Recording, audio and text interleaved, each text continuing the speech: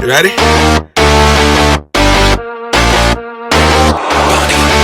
You're a wolf chasing a rabbit, but the chase has just begun. You can run to the horizon, but you'll never catch the sun. Rabbit ran into the lion's den, and now the wolf is done. Now you're looking for your gun, and she said, run. Run, run, tables turning, now we see that you're the one. It ain't no fun. Run, run, run, run, run, It ain't no fun. You can run to the horizon, but you'll never catch the sun. Rabbit ran into the lion's den, and now the wolf is done. When the rabbit's got the gun. I told you. What up? Mike here. I am your creator, author, illustrator of all things Rabbit Comics. I'm joined here by my beautiful co-host, La. What's up, La? Hey. How you doing today? I'm doing good. It's episode 6. That's wild. It's wild. It's really wild. We're really happy that you guys love the show, and thank you for tuning in. If you've never tuned in before, The Department Files is a book that I wrote, and it is also the name of the show, obviously, but it's based on the book. And so what we do is La goes through the book. She picks a character at random, and we just kind of talk about that character, their lore, their powers, their abilities, how I came up with them, whatever she, whatever pops into her mind, and we just kind of talk about it. It's just kind of cool to hear it straight from the artist's mouth, because you don't always have the ability to do that.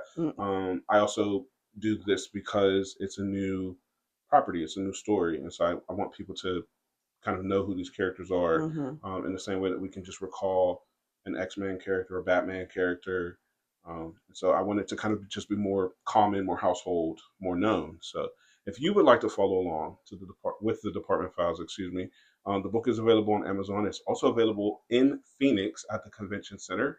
The information will be above my head, and I'm really excited about that. This is probably week 2 of it being in stores, and I just, it's amazing.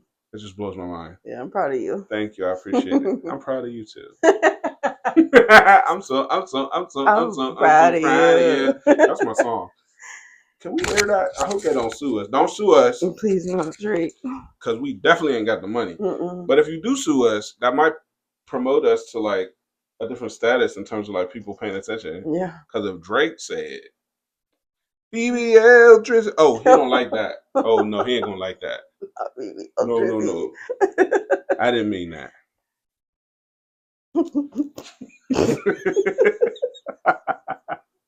What up? It's Mike, and I'm very excited today. You want to know why? Because today marks the first day that Rabbit Comics will be available for purchase in the retail therapy market at the Phoenix Convention Center. That's right, all my current titles and eventually my future titles and some merch will be available for purchase at the Phoenix, Arizona Convention Center for the next year. And guess what else? Each book in the retail therapy market is signed by me. And I don't mean just like a digital signature. That's on there too. I'm talking, I signed these for you, friend. I signed them for you. And you might want to get 2 or 3 because I'm also giving away 7 items from the Rabbit collection on the shopsavu.com website. Y'all better come down here and get you one of these. I am not playing. If you find a handwritten note and a sticker, you just won. The sticker will give you instructions on how to claim your free gift. And when I say free, I mean free. You won't even have to pay for shipping and handling, friend. Okay? They will also still be available online at Amazon.com in the event that you can't get to the Phoenix area. But if you can get to Phoenix, Arizona, and you should, shop Retail Therapy, shop Rabbit Comics.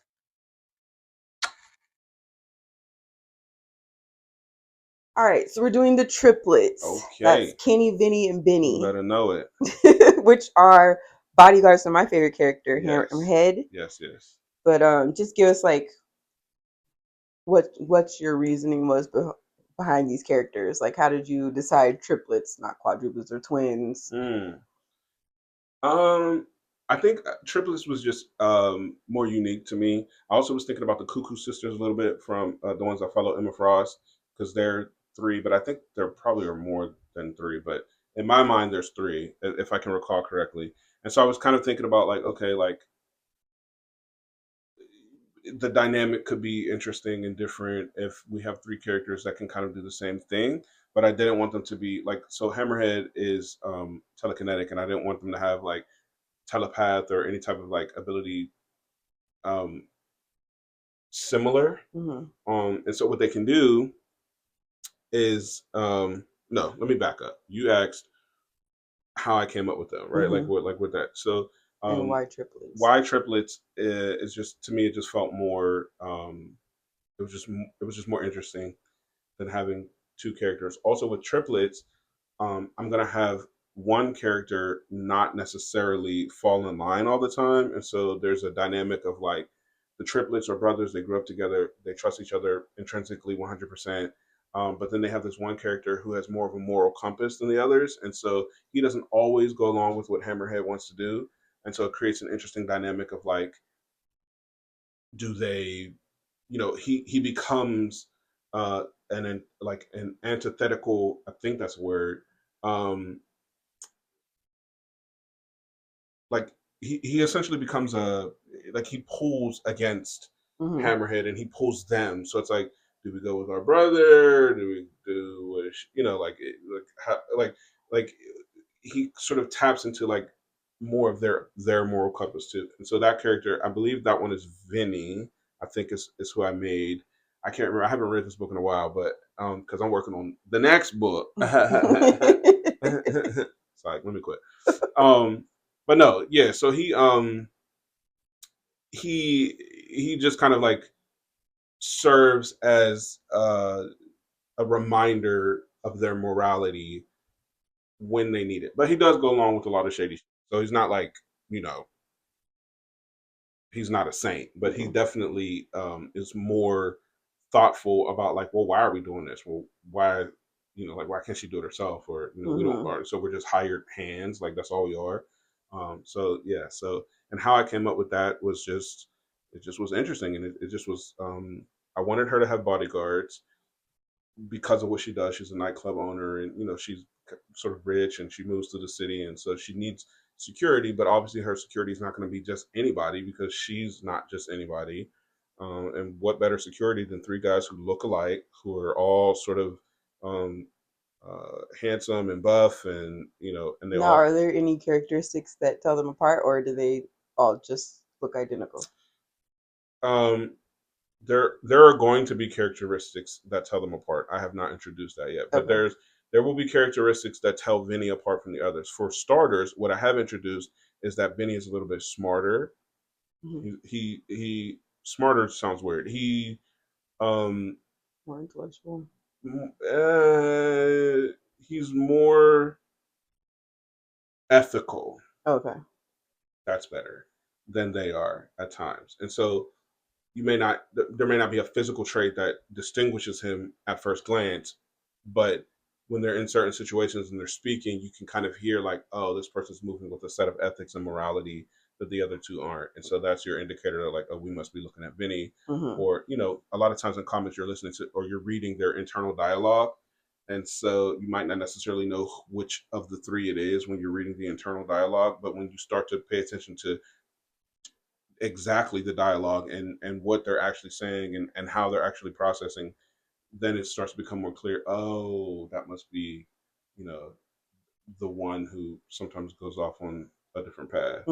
Yeah, but there will be physical traits that distinguish Vinny from the other two, and the other two from each other as well. But I haven't introduced it yet, so I don't want to give it away yet. So they are considered human, correct? Yes. What? What just happened? Your face said yes, bitch. No, it didn't. But you said, yeah. All right, and the triplets are considered human.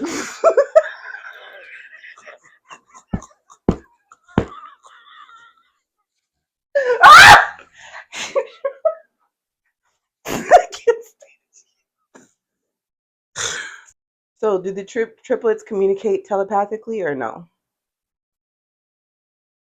Ish. They kind of do. It's kind of like the twin thing that they say. That's exactly what it is. So it's that, but it's like if that were like an actual superpower. So they don't technically communicate telepathically because they can't send auditory messages to each other. Like they're not like But they it can doesn't feel work like stuff. that. They can feel um, like like an altered state. So like if one of them is unconscious or about to be knocked unconscious, they can detect that. But they also can. It's so it's not telepathy, but it's weird. They can see through each other's vision, Okay. and I don't know how I don't have an explanation for that just It's an yet. interesting take. But Yeah. it's like so their ability. One of their abilities is it's kind of like a just sort of a tertiary ability. It's not like it can't be used offensively. I mean, I guess technically there's a way to use it offensively, but it's just more of a way to like they can see through the other's eye, but they have to be granted permission by Mm. the other brother. So what happens is they kind of like they'll describe it as like a knock. And they kind of like knock at each other's door, so to speak. Hmm. And then if the other ones decide to let them in, then they can now I can like So if they're unconscious, then it's and they can an wake each other unable. up. So like Mm. if two of them are conscious and one is unconscious, they can wake the unconscious one up. So they're really Mm. hard to like knock out unless you knock out all three at the same time, Mm. which is kind of like think of like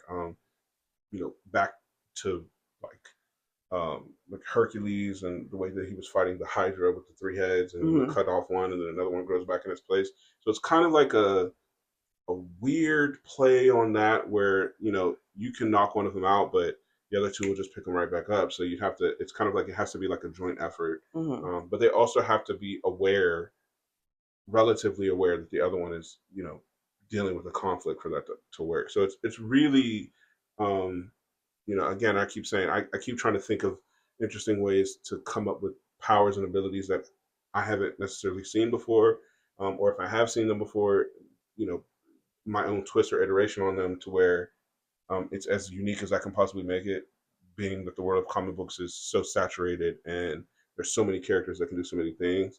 But yeah, so I wouldn't call it telepathy. I don't call it telepathy, but it functions similarly to telepathy in that they can see through the other person's eyes while using this ability. Mm. um, they can communicate. So, like, because they can see through each other's eyes, if one of them is writing something, that's how he would communicate. Yeah, it's pretty cool, and that's like I said, a tertiary aspect of their. It's not their primary Mm. ability. Okay. So, Yeah. what is their primary ability? So their primary ability is that they manipulate energy, and so they pull in ambient energy from wherever they're at, their surrounding areas, atmosphere, whatever, wherever it comes from, cosmic energy, and they just kind of they can charge it, so they can pull it into like these sort of spherical um, balls of energy that they can then build up to be like powerful explosions. They can build up energy force fields around each other or themselves, or something else that is like hard to penetrate. So it can be used offensively or defensively. They also can project, so they can create these energy spheres using this ambient energy, and then fire projectiles from the sphere. And they do this all three of them have the same ability, so they can all, which makes them even stronger because then it's like if they pull all the energy into one big sphere, it's obviously a much larger explosion, Mm. or the projectiles are more deadly, or whatever the case may be. So And they're the first line of defense for Hammerhead. they're the last line of defense. Mm. So Hammerhead is like immensely protected. Like she's like a crazy bodyguard. She has crazy bodyguards, and not all of her bodyguards are superpowered beings, but they all have um, access to ammunition and firearms, and so she essentially has an army. She kind of like runs the underbelly of the city that they're in, and so she has a lot of protection. And then they would be kind of like, if you get through all of that, then you got to deal with them. Mm.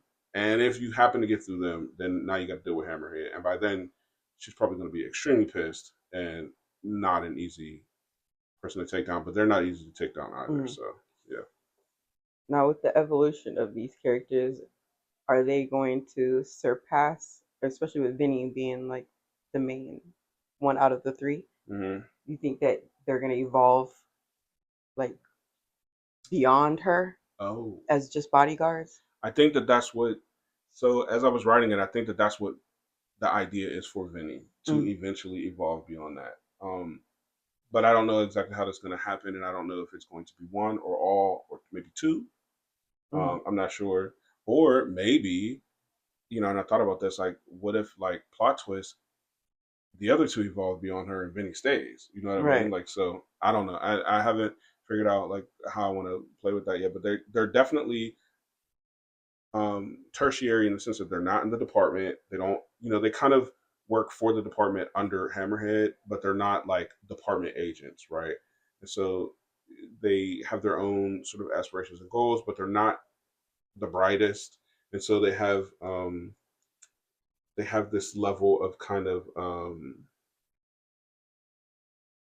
there's this thing about them where they're kind of like like if you watch any mob movie or anything like that where like the goons want to be the people on the top and they have these aspirations but they don't necessarily always have the know-how. Mm-hmm. That's kind of what the triplets are, and eventually I think that they access that, but I haven't written about that yet. But yeah, I do have thoughts about that, and I would like to see them evolve beyond just being sort of lackeys. Yeah, because they wouldn't even call themselves lackeys, but I mean that's what you are. Yeah. Yeah. Love a good beginning story though. Yeah. What do you find interesting about the triplets? Like when you read through, like what do you like? What's something that sticks out to you that you're like, oh, that's pretty cool. Just how different they have the potential to be, even though they look exactly alike. Mm-hmm. So just seeing them from the beginning and wanting to see how they evolve is like that's I'm invested in them Mm-hmm. for sure. That's all the questions I had today.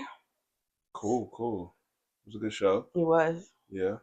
Well, thank you as always. Thank you, and thank you for tuning in. And if you want to follow along moving forward with the Department Files, the book is available on Amazon and now in store at the Convention Center downtown Phoenix. So we're really excited about Mm-hmm. that. And yeah, so the book I say this all the time, but there's no page numbers. It was an oversight, but you can still follow along every week or every installment, I should say. And yeah, you can get the other two properties. I'm working on the fourth book now, so look out for that soon. And thank you again. Thanks. All right, we out of here. Peace.